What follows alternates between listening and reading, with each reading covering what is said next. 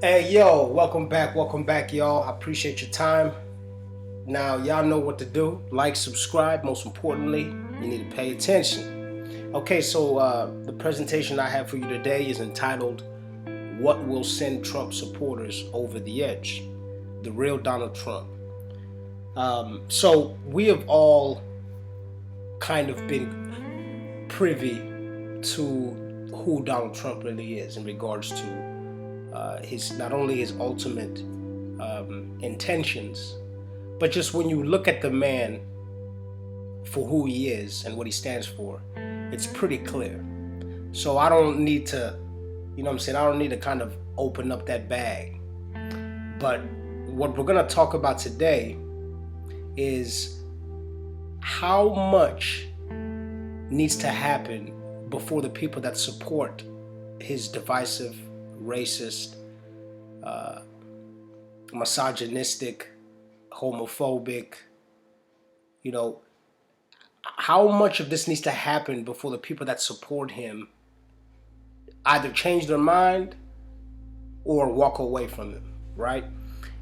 What else needs to happen in regards to that one, not even that one, the millions of people who genuinely think that this man is not only smart, but he knows how to handle money, he's good with people, he would know how to govern different cultures and races of people, he's somebody who's open-minded and is fair, unbiased.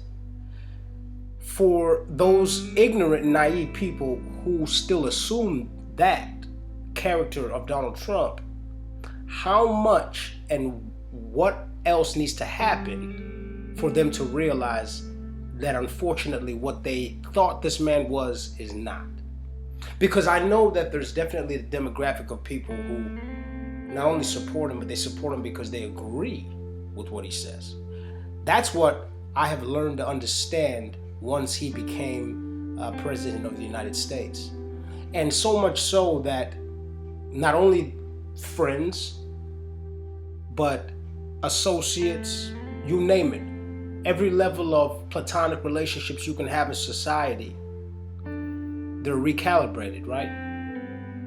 Once Donald Trump was a president, people, i.e., a lot of times it's white people, who cling to his rhetoric, and especially if you associate with some of these people and you didn't know that not only do they think like Trump, but they fully support him, and now they're vocal about it, there was a fork in the road, as you could say.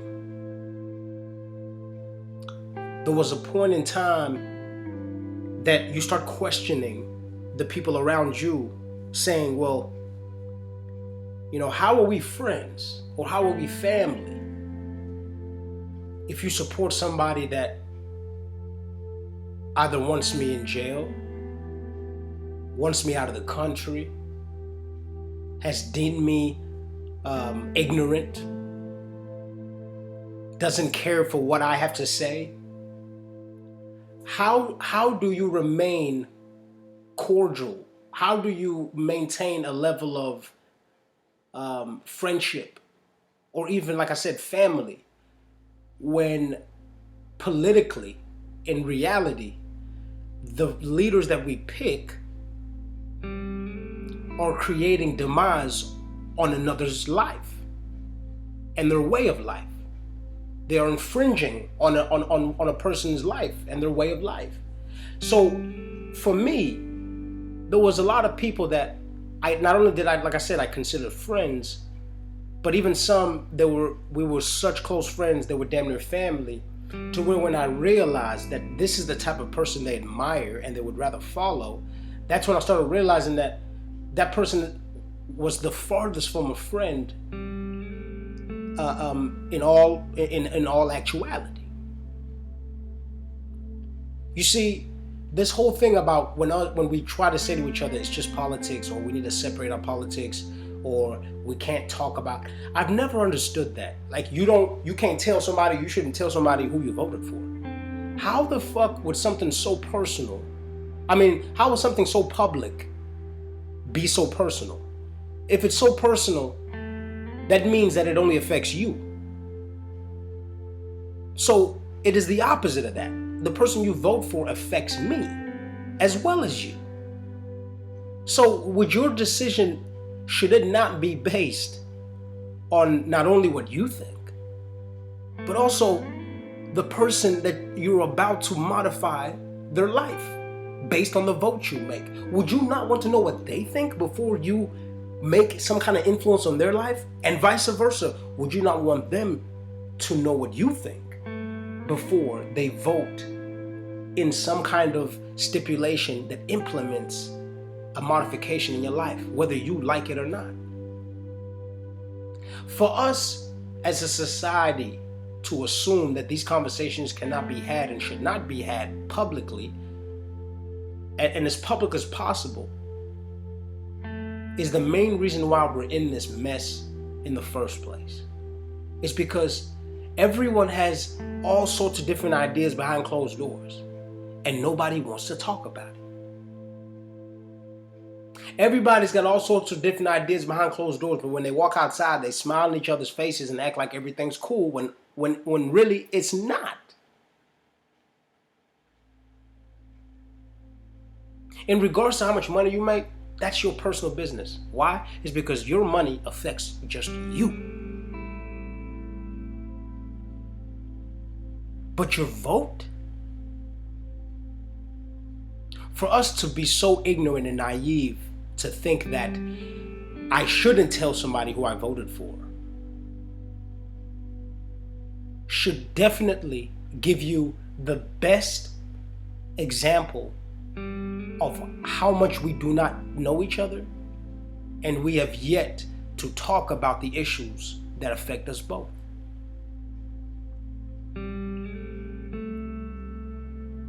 You see, and what the most unfortunate thing is that people like Trump, they encourage that type of behavior even more.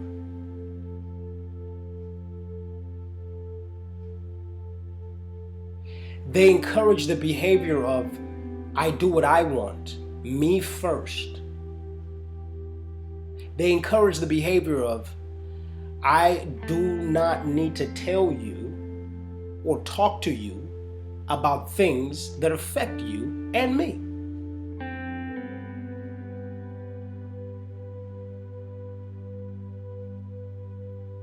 The rhetoric of violence before conversation, the rhetoric of demeaning and disrespecting before compromise, the rhetoric of hate and racism as opposed to going out of your own culture and exploring others, engaging in others. The rhetoric of making decisions, systematic decisions at that, that only benefit one side of society, which is usually like-minded and people in that likeness, i.e., white people, Caucasian people. Donald Trump is only in this game for Caucasian people, and he has made that apparent to anybody that doesn't look like him. That's my personal opinion. That's my opinion, and that's also an opinion which is an accumulative opinion from my surroundings, people around me. The people around me, we know that Donald Trump don't give a shit about us. Never did, never will. It's not what he says, it's how he acts. That's the only thing I listen to. Because someone like him will talk all day, and not even half, 98% is car salesman bullshit. Any grown man who's gonna tell you that they're the smartest person alive and this and that, you should already know what time it is and what type of person they are. I mean, it's like I really don't even need to go into that. Any grown man who toots his own horn in regards to things that we are supposed to compliment you on, I don't need to crack that egg open. Y'all understand the level of immaturity that this man has. We all understand that. His lack of ignorance for other cultures in regards to what they need, especially him being the president, who should be concerned about those issues. But he is one of the he is the commander in chief, and he is the least concerned. And he has made that apparent. He has made that apparent.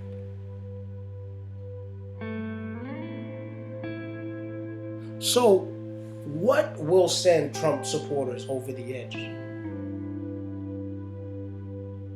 Whether you are a Trump supporter or whether you're not. Let me give you the best example of the answer that I can give you. I used to be friends with a kid who always thought the earth was flat. Probably still thinks that to this day. I don't know. I don't talk to him anymore. But anytime I'd hang out with this kid, he was just fully convinced, based off the YouTube videos that he'd searched all day, based off the whatever,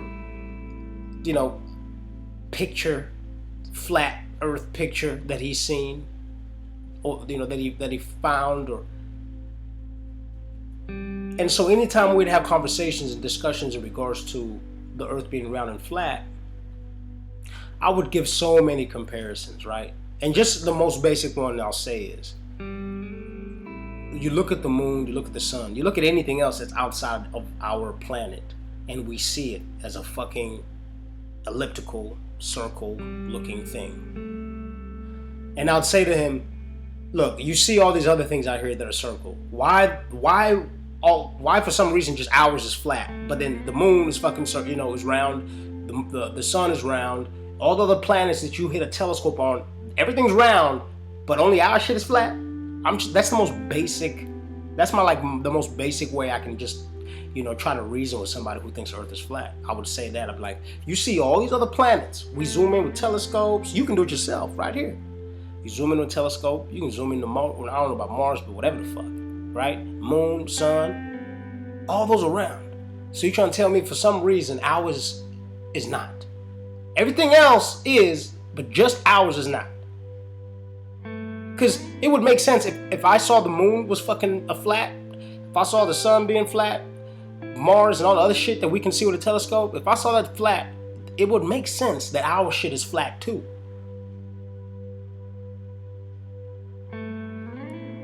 And he would argue with me until he was blue in the face. Because after a while, not only would I give up, but I started to realize that there was no convincing somebody who doesn't want to understand something. You can tell somebody all day that the sky is blue. But if they don't go outside to check, they will keep believing the sky is whatever color that they want to believe.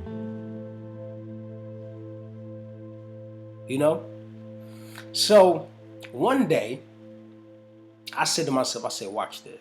I said to myself, self. I said, okay, we're going to pull his card. Because that's the thing about me, is that I'm tired. I've known that I'm tired. At a young age, I started understanding that there's a difference between arguing and discussing. There's a difference between arguing and building. And I started learning the difference. And I enjoyed discussing and building a lot more than just arguing with somebody and going back and forth. Because when somebody just wants to go back and forth, not only do they not want to conclude it, but they will never accept anything you say because they are already thinking of an answer. So I said, okay, there's only one way to stop this. And so one day I was over there, and of course, got back on the flat earth thing. And so I said, What will it take for you to abandon this theory? What will have to happen? What would you have to see? What evidence do you need to prove your theory otherwise? What is there? Is there anything that you can tell me that nothing that I can show you? Is there anything out there that could be shown to you to where you could say, oh, okay, the world is round? What will it take? What will it take? And I asked him that just like that. I said, what will it take for you to understand that the earth is round? What evidence do you need to be privy to? And guess what? He couldn't answer the question. He couldn't answer the question. He didn't even know what it would take for him to abandon this theory that he's adopted, which not only told me something, but I know in his mind it screamed, you just want to argue. You don't even really believe in this. Because you can't even imagine any other way. Especially when you don't know. It's like, how the fuck can you be so stuck? It's like me saying right now, Jesus walked the earth and there wasn't Noah's Ark. And I tell you that like that's what happened. And then someone says to me, what will it take for you to understand, or what will it take for you to realize, or just to play devil's advocate, if this was wrong, what would it take for you to prove that it was wrong and that it didn't happen? And I just say, and I don't say nothing. I don't say anything like, okay, well, maybe if you guys, if you guys could show me, if there's other stories about Jesus in other civilizations, and it's like maybe I can think different, or if there was other stories about a Noah's Ark in a different civilization, maybe I'll start realizing that maybe it's a story that's been repeated or something. But to sit there and go, nope, I can't even think of something, it spoke volumes, even though he didn't say nothing at all. That's when I started realizing that some people, they don't want a solution. Some people just, they prefer running in circles.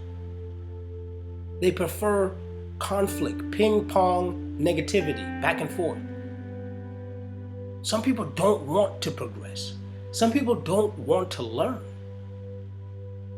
Some people don't want to associate themselves in cultures that are foreign to them. Some people don't want to socialize with other races of people. It's just how it is. And so when it comes to Donald Trump, what will it take?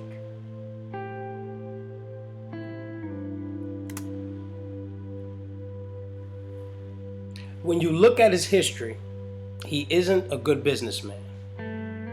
So first off, we know that in New Jersey, I think it was, he bankrupted a casino. And I've never known you can even bankrupt a casino. How do you do that? Because we know that the house always wins. We know majority of people that go in a casino don't fucking win. And especially somebody as greedy as him, for him to bankrupt a casino is pretty self-explanatory in regards to his business sense. Lost over $1 billion according to leaked tax records. Most banks don't even lend to Donald Trump. Investors shy away from his real estate building opportunities because of his history of filing bankruptcy. And he mainly makes money from licensing deals where he rents his name, so to speak, which is becoming harder to do now since his name is so tainted. Had a family fortune he was leaning on from his father, who didn't give him just $1 million. We understand that fact, that his dad was actually funneling money through him for long periods of time. And that's in that Wolf guy, what's his name, Michael Wolff, that's in his book. So when the well runs dry, Trump turns to scams. Two class action lawsuits filed in California and one filed in New York by then Attorney General Eric Schneiderman, who told CNN's New Day in 2013, "We started looking at Trump University and discovered that it was a classic bait and switch scheme. It was a scam, starting with the fact that it wasn't a university." I'm going to read that again. According to Attorney General Eric Schneiderman, in 2013 he stated, quote, "We started looking at Trump University and discovered that it was a classic bait and switch scheme. It was a scam, starting with the fact that it was not a university." I just don't even understand why you would say it's a university when you're not even teaching nobody shit. But then, like I said, it's like I would understand if it was a scam why you do that. Trump University students say the name. In his affidavit, Richard Hewson reported that he and his wife concluded that we had paid over $20,000 for nothing, based on our belief in Donald Trump and promises made at organization's free seminar and 3-day workshops. But the whole thing was a scam. And this is according to one of the folks that filed the class action lawsuit, Richard Hewson, him and his wife. They said they paid over $20,000. The lead plaintiff in one of the California suits, yoga instructor Tarla McKeith, says she was scammed out of $60,000 over the course of her time in Trump U. Ladies and gents, this is the President of the United States of America.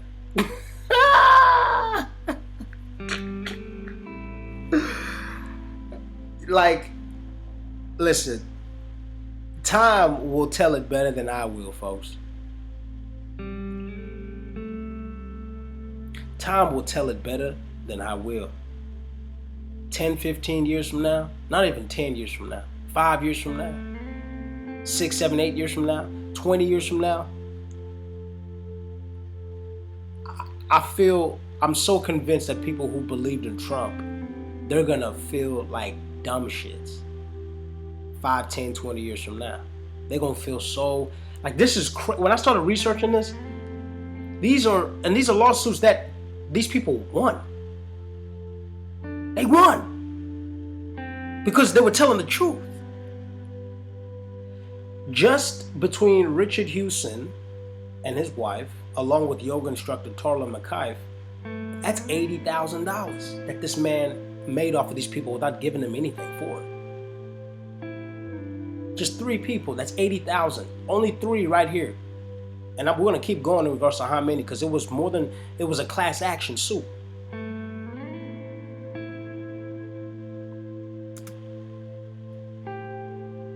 So,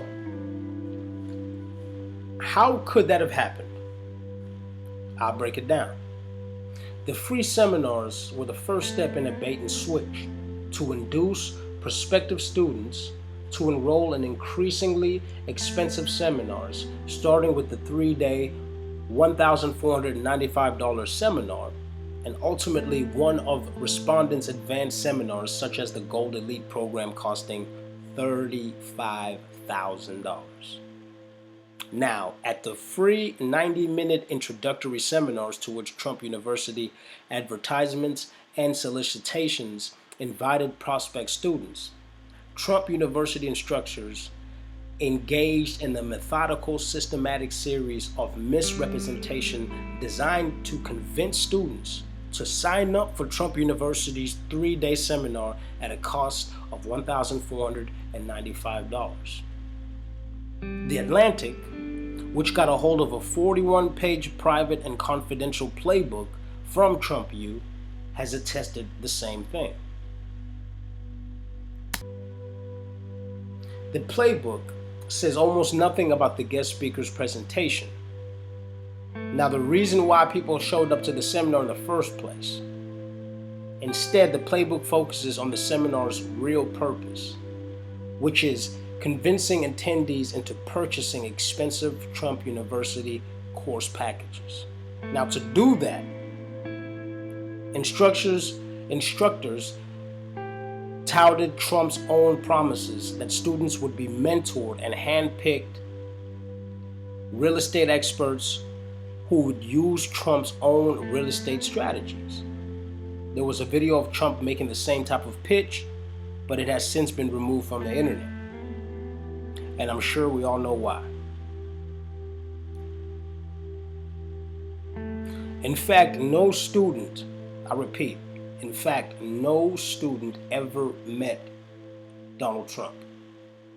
Despite hints from Trump University instructors that Trump was going to be in town or often drops by or might show up, he never did.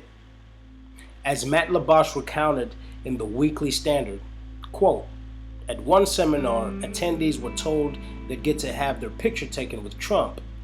Instead, ended up getting snapped with his cardboard cutout. You see, that's verbiage of a con man right there. You know what I'm saying? They'll tell you, they'll say, look, I'm gonna give you a big check, $10,000 check. I'm gonna give you a big $10,000 check. And instead of them giving you a legit $10,000 check, they'll just give you a giant check that says $10,000. So essentially, when they say, "Yeah, you get to have to have a picture taken with Trump," they didn't specify that it wasn't going to be the real Trump. It was going to be the cardboard Trump. This is linguistics of a con man, hustlers. The New York lawsuit alone represents some 5,000 victims. So y'all saw that I added up a couple along with the yoga instructor. That's only 3 people, and that accumulated in regards to how much they stole from them. They scammed them out of 80,000, right?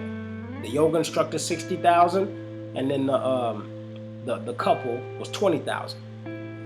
5,000 victims. Just 3 of the victims is $80,000. There's 5,000 victims here. Do the math. Do the math. Do the math. Do the fucking math. Do the math. Do the math.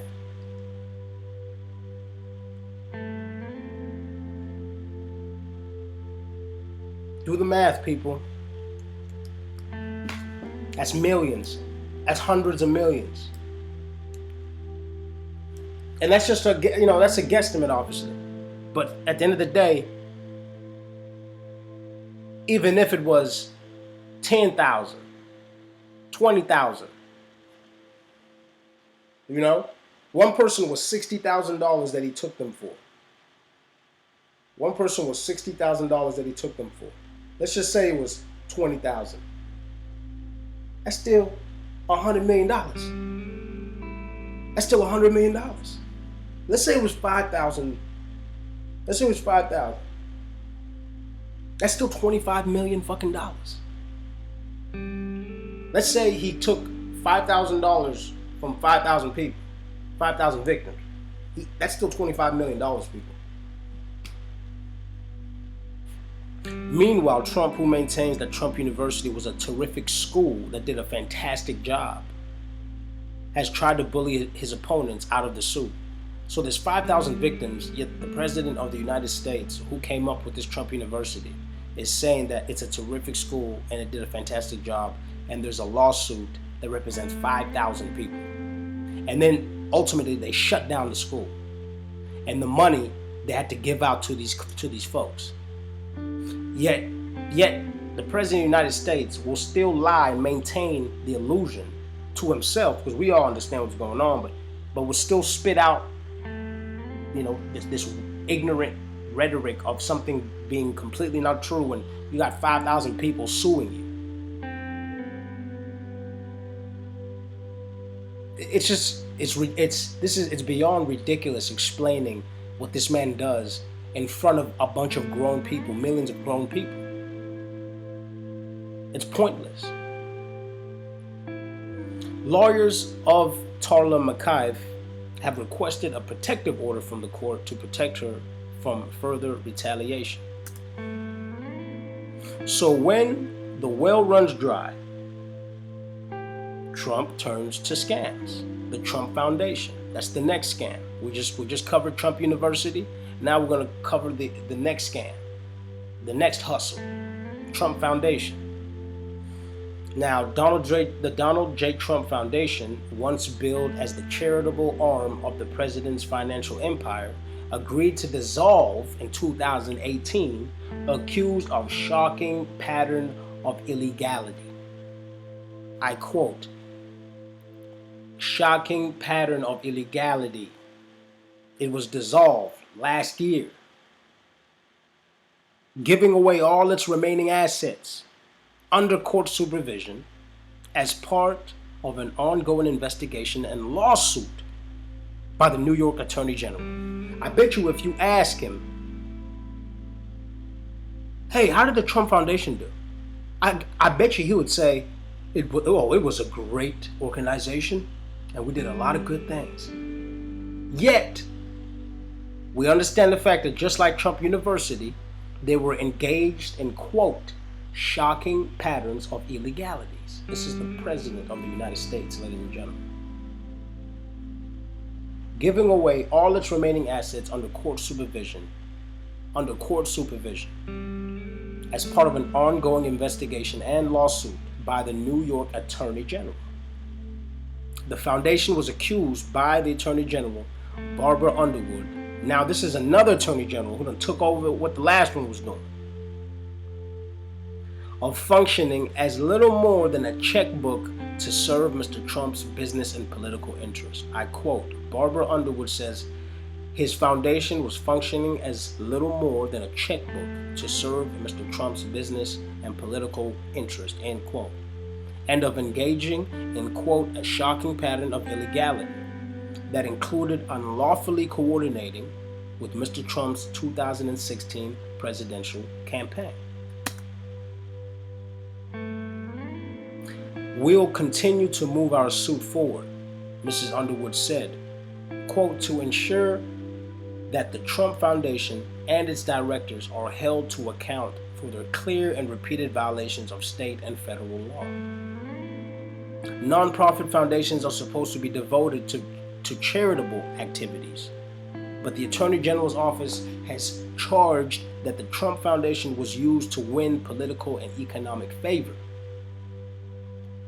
Charities are barred from advancing the self-interest of its executives over the charity's mission.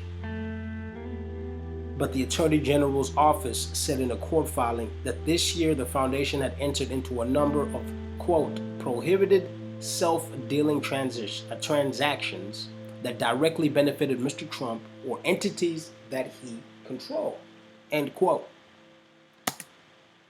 The Trump Foundation, for instance, purchased a $10,000 portrait of Mr. Trump that was displayed at one of his golf clubs. The existence of the portrait, along with other examples of questionable spending cited in the lawsuit. So this is a foundation, right? And foundations are supposed to give to charities, people that don't have much. And this oaf is gonna spend $10,000 on a picture of himself, as opposed to that $10,000 going to a deserving charity, where it honestly could have helped some people. So not only does it show the narcissism, but then also shows the ignorance and lack of and negligence by using the foundation to pay for this, like an idiot. One transaction was revealed by a note in Mr. Trump's handwriting. This is the genius that said $100,000 of Trump Foundation money should be directed to another charity to settle a legal dispute between the town of Palm Beach and Mr. Trump's Mar-a-Lago resort. The Attorney General's office is seeking for the Trump Foundation to pay $2.8 million in restitution. The Donald J. Trump Foundation and the Eric Trump Foundation have shifted hundreds of thousands of dollars intended for charity to the Trump Organization. The president's family business conglomerate Forbes reports. Quote, all of Trump's businesses in a collective have been involved in at least 3,500 legal actions in federal or state courts in the past 3 decades. I'm going to repeat that. All of Trump's businesses in a collective have been involved in at least 3,500 legal actions in federal or state courts in the past 3 decades. It is very telling when someone like Steve Bannon tells us what he thinks, who was once Trump's right-hand man from day one, and is now helping European right-wing politicians in the same way. But it should definitely speak volumes when you got a crook telling you the game of another crook. You understand what I'm saying? That's why they listen to drug dealers who rat on other drug dealers. That's why they listen to gang members who rat on other gang members. Because these people walk the same path. Steve Bannon and Trump walk the same path. Can't nobody tell me better than Bannon. He walks the same path.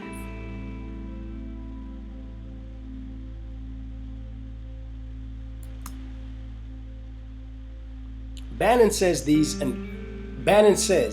investigations will reveal Trump is not as rich as he claims to be. Bannon's direct quote, this is where it isn't a witch hunt.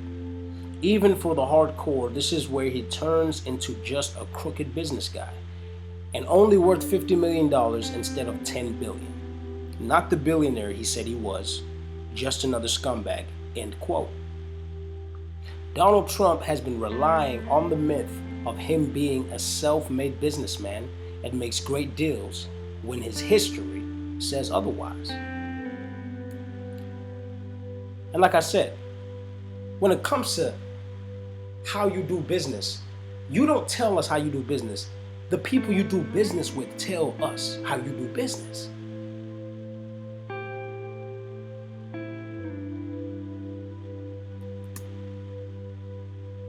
Real billionaires. When it comes to real billionaires, there's certain things that they do that fake billionaires, when it comes to real billionaires, there's certain things that real billionaires don't do what fake billionaires do. Okay? And what real billionaires don't do is have to rely on scams to maintain their wealth. You see, because a real billionaire has created a certain type of supply and demand where he has cornered the market and he's making profit hand over fist in the service he provides. So you don't have to run scams. You know what I'm saying? Like, real billionaires they already have a market that is creating the money. So there's no reason to shuck and jive. They don't have a long history of scamming and funneling taxpayers' money into their pockets. I don't know if you guys know about this, but I'm gonna break it down in regards to how Donald Trump was able to get not only golf courses, but a lot of buildings built on taxpayers' money while he reaps all the profits. Real billionaires let their products do majority of the talking. Amazon, you don't hear the dude from Amazon bragging about how dope Amazon is. You don't hear the dude who was running Apple talking about how dope Apple is. The product speaks for itself. The product speaks for itself.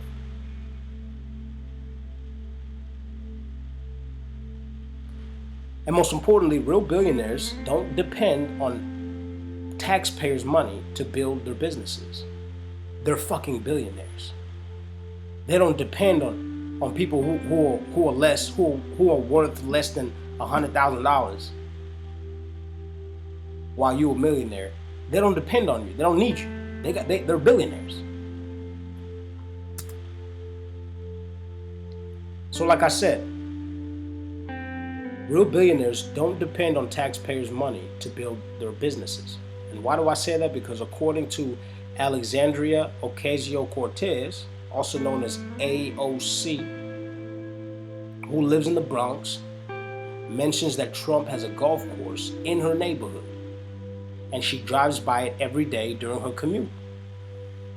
She mentions, and she was talking to the Congress, actually, or I don't know if it was Congress or the Senate, but she was talking to one of them. She was addressing them. She mentions that the Washington Post reported, oh, that's what it was. I think she was talking to Michael Comey. That's what it was during that hearing, that Senate hearing. She mentions the Washington Post reported on the Trump Links Bronx golf course in an article entitled, "Taxpayers Built This New York Golf Course and Trump Reaps the Rewards," end quote. This, like I said, this is an article in the Washington Post, so you can look it up, where many New Yorkers and the rest of the United States learned the fact, excuse me, that the taxpayers spent $127 million to build Trump Links in a quote unquote generous deal. I'm gonna say it again. The Bronx taxpayers spent $127 of their money, hard-earned money, so Trump can get his golf course built in a quote-unquote generous deal. And this generous deal, a lot of times these guys strike these deals because they come into these cities and they basically say, when I bring this in here, I'm appreciating the value of the city, so you guys owe me. That's basically what it is. And so that allows Trump to keep almost every dollar that flows in thereafter. This isn't the only time Trump has benefited at the expense of the public, who are not nearly as rich as he is, whether he owns 10 million or 100 or a billion. There's strong reason to believe in the past 30 years, Trump would improperly devalue his assets to avoid paying taxes. According to an August 21st, 2016 report by the Washington Post, while Trump claimed in financial disclosure forms that the Trump National Golf Club in Jupiter, Florida was worth more than $50 million, he had reported otherwise to local tax authorities that the course was worth no more than $5 million. According to Michael Cohen, Trump's former personal lawyer, who walks the path with him, who knows him, Trump would deflate the value of the asset, then put in a request to the tax department for a deduction. So like I said, nobody can tell me better than Steve Bannon. Okay, nobody tell me better than Michael Cohen, because these people walked with that man, right?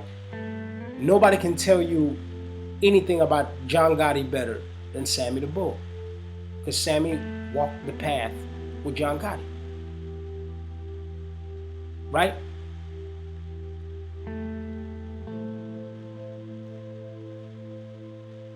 Oh, there's more, folks. In October 2018, New York Times reported that President Trump participated in dubious tax schemes in the 1990s, including instances of outright fraud that greatly increased the fortune he received from his parents. And it further stated he also helped formulate a strategy to undervalue or deflate his parents' real estate holdings by hundreds of millions of dollars, then on tax returns, sharply reducing his tax bills when those properties are transferred to him and his siblings. This is the genius doing illegal shit, lying. This is genius. This is brilliance to people who respect this man. That, that's unfortunate, is that a lot of people, they think that someone who's able to dodge dodge IRS and take poor people's money and spend it while they're rich, some people think that is the definition of a businessman. That's a real businessman. A lot of people, believe it or not, y'all, that they voted for him for that reason. It's because they respect and admire his deviousness. They respect and admire, you know, how much he can swindle. Oh, you didn't have to pay taxes for 18 years? That's a real fucking businessman. To a lot of people, that is their epitome of a real businessman.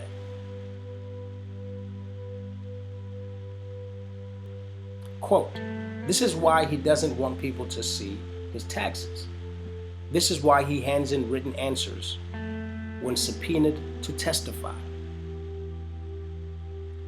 A lot of his followers respect the fact that he was able to avoid paying taxes, as if that is an example of a true and good businessman."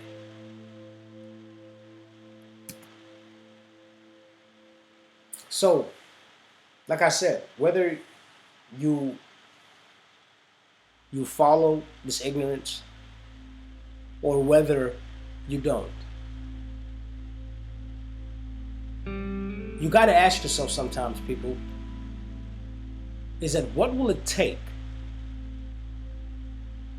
What will it take for us to start looking at alternate ways of doing things? What will it take for us to start looking at alternate ways of seeing things? Especially when you see that whatever you subscribe to is causing so much negativity, divisiveness, hostility, racism, systematic racism at that. What will it take for us to walk away from things that break apart dynamics, whether it's friendships or whether it's families? What will it take? What would it take for us to not follow people or rhetoric that infringes on other people's rights?